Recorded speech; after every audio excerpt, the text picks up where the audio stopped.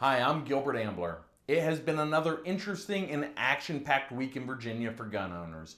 This week, the House began taking up proposed legislation affecting firearms. Several bills were passed by the House, meaning that they will now be sent to the Senate to be combined with similar Senate bills.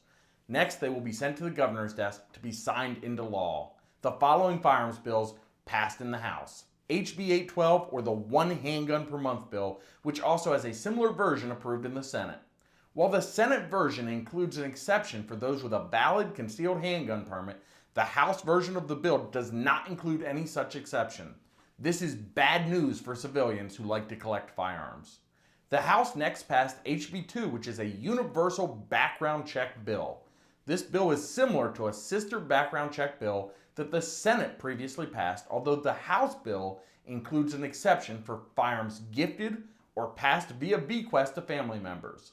The House version of the bill also includes an exception for a temporary transfer when the transferee is in the continued presence of the transferor. There is no guidance on how continued presence will be defined and whether it would preclude the transferor from even using the bathroom while letting someone else borrow their firearm. Next, the House passed HB 421, which is also paired with a similar Senate bill. This bill undoes many preemption protections in the state and allows each locality to make their own firearms restrictions. Unfortunately, this means that the state may soon be a patchwork of gun laws, with each locality having their own rules that gun owners will need to be aware of. A very dangerous bill that the House passed next is HB 674.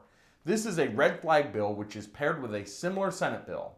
As we explained last week, these red flag bills are terrifying for gun owners and seemingly infringe on several constitutional requirements simultaneously.